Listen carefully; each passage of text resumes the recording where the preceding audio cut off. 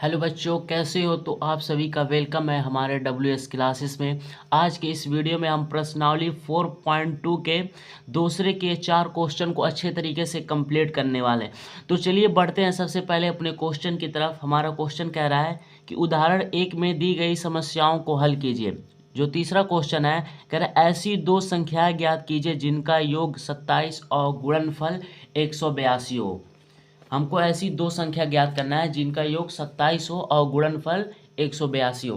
तो चलिए अब हम आसान तरीके से ज्ञात करते हैं। सबसे पहले यहाँ पे हम लिखेंगे माना।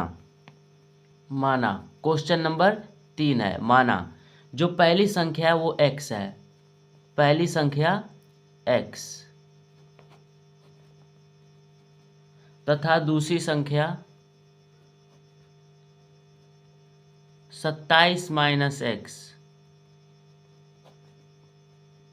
27 माइनस एक्स, यानी कि हमने दो संख्या माना। जो पहली संख्या वो x है और जो दूसरी संख्या है वो 27 माइनस एक्स। अब यहाँ पे हम लिखेंगे प्रश्नानुसार। चूंकि हम प्रश्न के अनुसार लिख रहे हैं तो ये लिखना बहुत ही जरूरी है कि अब प्रश्नानुसार। तो ये हमारा हो जाएगा x इंटू 27 माइनस एक्स बराबर 182। क्वेश्चन में कहा है कि जिनका योग 27 और गुणनफल 182 हो। अब हम इसको क्या कर सकते हैं, इसका गुणा इसके साथ, यानी कि हो जाएगा 27x माइनस एक्स स्क्वायर बराबर 182। अब हम क्या करेंगे, इस एक्स स्क्वायर को उधर ले जाएंगे, यानी कि बराबर के उधर। तो ये प्लस माइनस है तो प्लस हो, यानी कि एक्स स्क्वायर, ये प्लस हो तो माइनस 27x बराबर प्लस के 182 बराबर का 0। अब इसको हम अच्छे तरीके से लिखते हैं, यानी कि x square minus 27x plus 182 बराबर 0। अब हम क्या करेंगे, गुणनखंड विधि से मध्य पद को तोड़ देंगे। तो इसको हम कैसे कर सकते हैं, अगर x square minus 14x minus 13x, यानी कि माइनस 14x और माइनस 13x को जो हम ऐड करेंगे, जोड़ेंगे, तो माइनस 27x हो जाएगा प्लस 182 बराबर का 0। अब क्या करेंगे, इसमें एक्स स्क्वायर में हम x कामन लेंगे। आपको पता है जब एक कामन लिया जाता है तो एक गायब हो जाता है, यानी कि हो जाएगा x माइनस 14 माइनस 13, इसमें कामन लेंगे और हो जाएगा x माइनस माइनस प्लस, यानी कि 14 तिया 182 बराबर 0।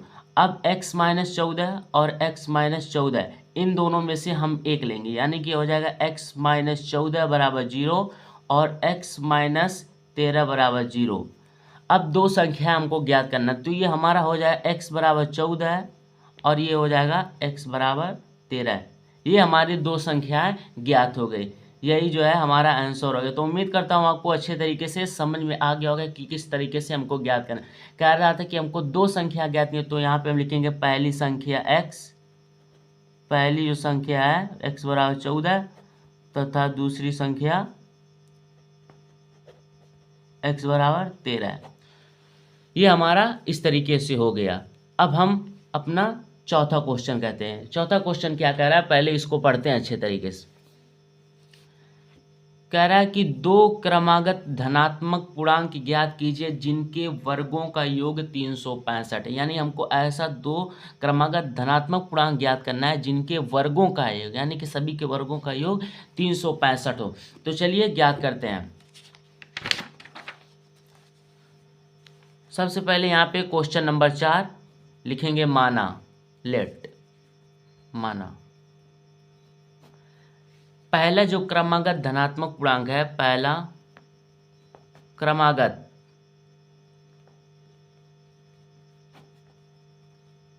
धनात्मक पूर्णांक या धन पूर्णांक या धनात्मक पूर्णांक जो है वो x है, तथा दूसरा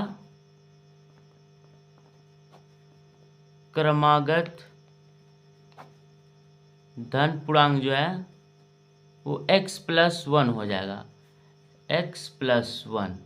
अब क्वेश्चन के अनुसार यहाँ पे लिखेंगे प्रश्नानुसार। प्रश्नानुसार कह रहा है उनके वर्गों का योग 365, यानी कि इन दोनों के वर्गों का योग कितना है 365। तो इन दोनों का वर्ग करते हैं, यानी कि x का स्क्वायर x प्लस 1 का होल स्क्वायर बराबर क्या है 365।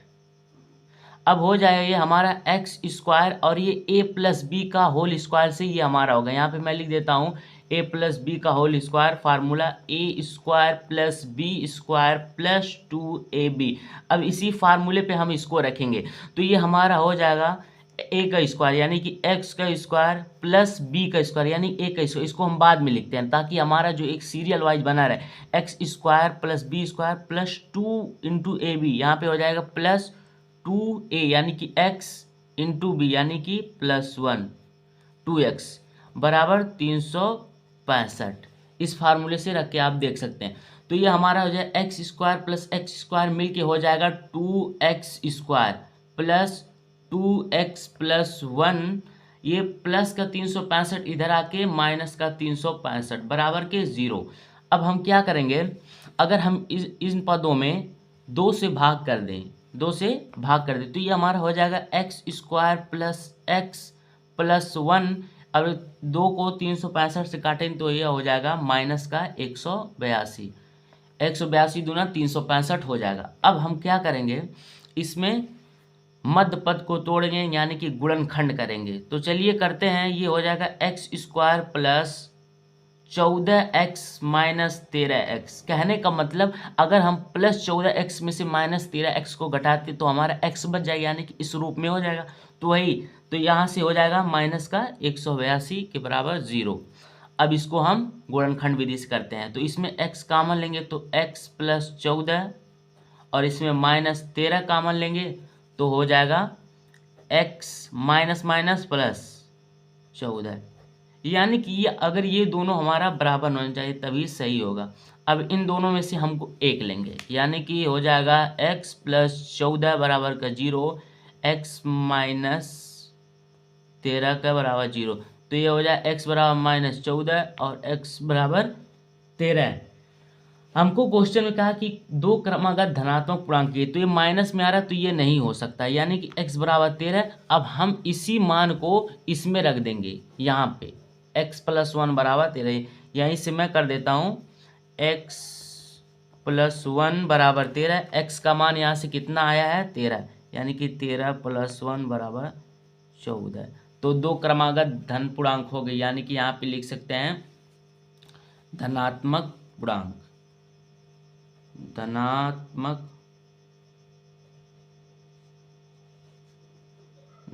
पूर्णांक जो है वो 13 और 14 आ गए। यही हमारा आंसर होगा। तो उम्मीद करता हूँ आपको अच्छे तरीके से समझ में आ गया होगा कि किस तरीके से हमको करना है। अब हम अपना 5वां क्वेश्चन करते हैं। 5वां क्वेश्चन हमारा कह रहा है एक समकोण त्रिभुज की ऊंचाई इसके आधार से 7 सेंटीमीटर कम है। यदि कर्ण 13 सेंटीमीटर का हो तो अन्य 2 भुजाएं ज्ञात कीजिए। यानी हमको 2 भुजाएं ज्ञात करना है जो कि कर्ण दे रखा है। अब हम प्रश्नानुसार इसको अच्छे तरीके से हल करेंगे। सबसे पहले हम क्या करेंगे, एक समकोण त्रिभुज बनाएंगे। समकोण त्रिभुज का मतलब जिसका एंगल 90 डिग्री का हो, यानी जिसका कोण जो है 90 डिग्री का हो, 90 डिग्री का। क्वेश्चन नंबर 5, तो एक हम समकोण त्रिभुज बनाते हैं जिसका जो एंगल हो, जो कोण हो वो 90 डिग्री का हो। यहाँ पे लिखेंगे ए बी सी, यहाँ पे कोण बनाते हैं। अब हम प्रश्नानुसार करेंगे। प्रश्न में क्या कह रहा है मैं फिर दिखा देता हूँ। कह रहा है एक समकोण त्रिभुज की ऊंचाई इसके आधार से 7 सेंटीमीटर कम है।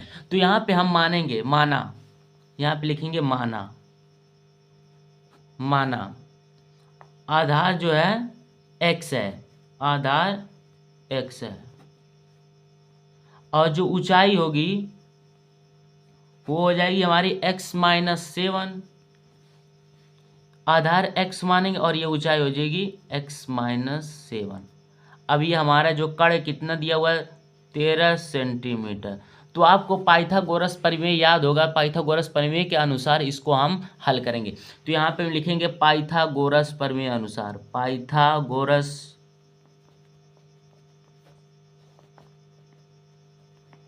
प्रमेय अनुसार। क्या पाइथागोरस प्रमेय, यानी कि कर्ण का स्क्वायर प्लस लंब का स्क्वायर प्लस आधार का स्क्वायर। कर्ण का स्क्वायर यानी कि 13 का स्क्वायर मैं यहाँ पे फार्मूला लिख देता हूँ, कण का स्क्वायर बराबर लंब का स्क्वायर प्लस आधार का स्क्वायर, यही होता है पाइथागोरस प्रमेय। तो उसी अनुसार इसमें हम यहाँ पे रखेंगे।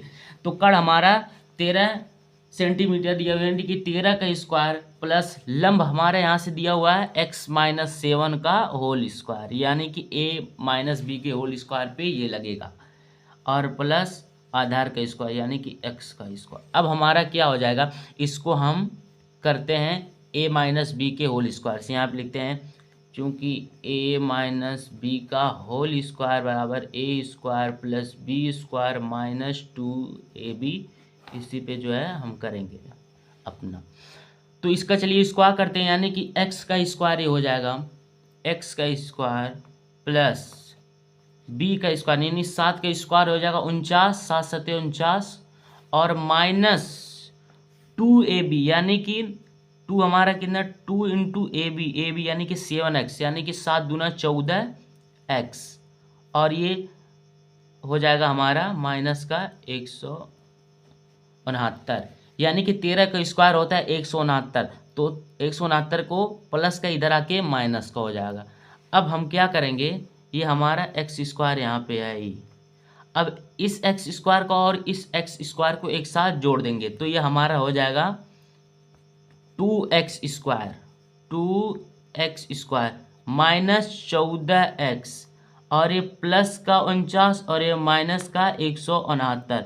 अब करते चलेंगे, ये हो जाएगा 2x का स्क्वायर माइनस 14x, और एक माइनस 169 में से अगर 49 को हम माइनस करते हैं तो हमारा आ जाएगा माइनस 120 बराबर क्या 0। अब हम क्या करेंगे, इसको हम 2 से काट देते हैं, नहीं चलिए 2 से काटेंगे नहीं तब भी जो है हमारा आ जाएगा।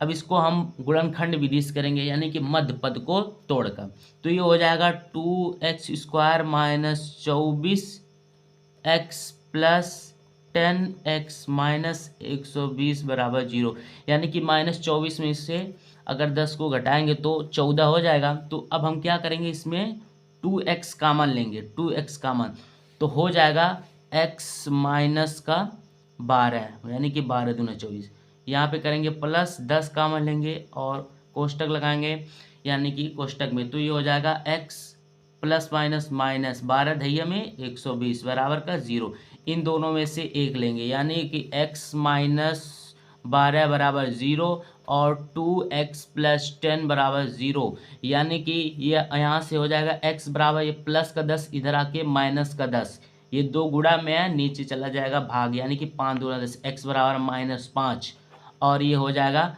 x बराबर 12, ये माइनस 5 हो ही नहीं सकता, यानी कि x बराबर 12 है। अब हम क्या करेंगे, इस x के मान को यहाँ पे रख देंगे ऊंचाई में, तो हमारी जो है बीमारी जो 2 भुजाएं पूछा था वो ज्ञात हो जाएगा, यानी कि ये वाला जो है यहाँ पे लिखते हैं ऊंचाई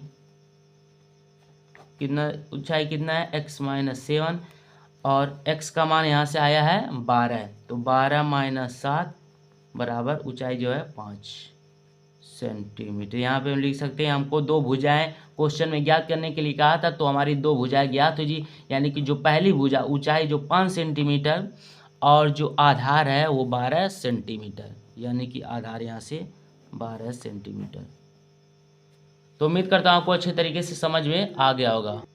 हमारे इस प्रश्नावली का लास्ट क्वेश्चन है, कह रहा है एक कुटीर उद्योग एक दिन में कुछ बर्तनों का निर्माण करता है। एक विशेष दिन यह देखा गया कि प्रत्येक नग की निर्माण लागत जो है रुपए में उस दिन के निर्माण के लिए बर्तनों की संख्या के दोगुने से 3 अधिक थी। यदि उस दिन की कुल निर्माण लागत RS यानी कि 90 रुपये थी, तो निर्मित बर्तनों की संख्या और प्रत्येक नग की लागत ज्ञात करना है, यानी कि निर्मित बर्तनों की संख्या और प्रत्येक नग की लागत ज्ञात करना है। तो चलिए काफ़ी ज़्यादा आसान है और हम आसान तरीके से आपको बताने वाले।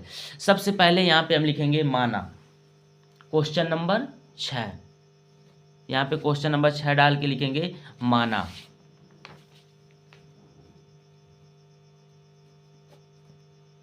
माना जो बर्तनों की संख्या है वो x है, बर्तनों की संख्या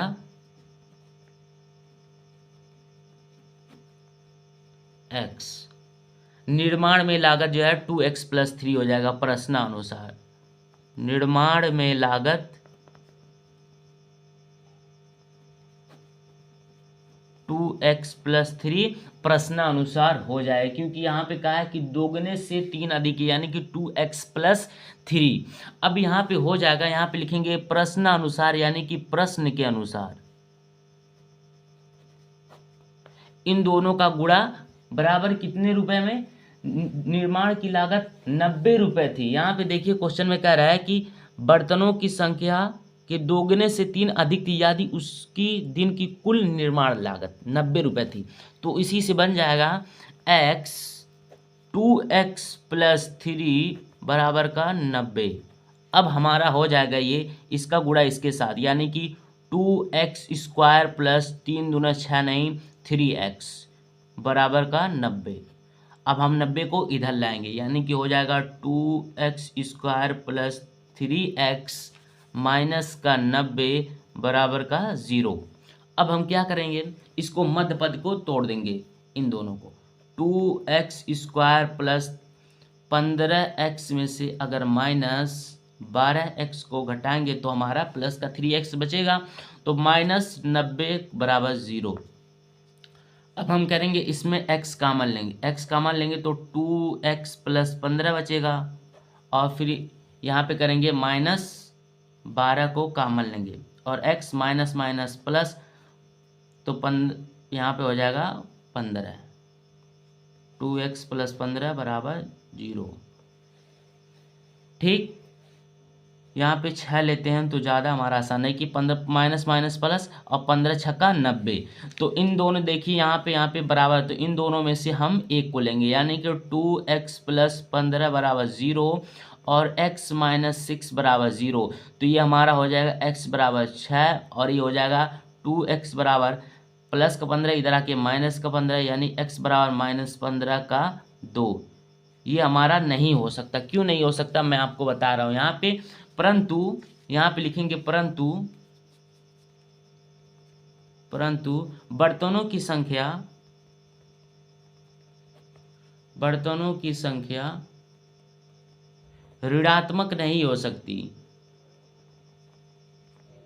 इसीलिए जो है उत्तर सही नहीं है, ऋणात्मक नहीं हो सकता। अभी आपको सही उत्तर जो है मिल जाएगा।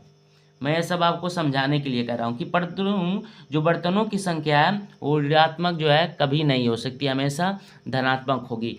अब यहाँ पे हम लिखेंगे कुल बर्तनों का उत्पादन। कुल यहाँ पे लिखते हैं, आपको ये दिखाई दे इसीलिए मैं यहाँ पे लिखता हूँ, कुल बर्तनों का उत्पादन, यानी कुल कितने बर्तन उत्पाद किए गए हैं, बराबर हो जाएगा x बराबर 6। यानी कि लागत यहाँ पे लिखेंगे, हमको पूछा है लागत, कुल बर्तनों की संख्या तो x निकल गया जो कि क्वेश्चन में हमारा पूछा। अब हमको लागत पूछा है, प्रत्येक नग की लागत, तो यहाँ से हो जाएगा 2x प्लस 3, 2 इंटू एक्स का मान 6 प्लस 3, तो ये हो जाएगा 6 दूना 12 प्लस 3 यानी कि 15 रुपये, RS 15 रुपये। कुल जो लागत है वो 15 रुपये हो जाएगा। हमारे प्रश्न के अनुसार यहाँ पे कहा था कि बर्तनों की संख्या 6 और लागत जो है RS 15 रुपये। तो उम्मीद करता हूँ आपको अच्छे तरीके से समझ में आ गया होगा कि किस तरीके से हमको करना है। तो पढ़ाई करते रहें। All the very best.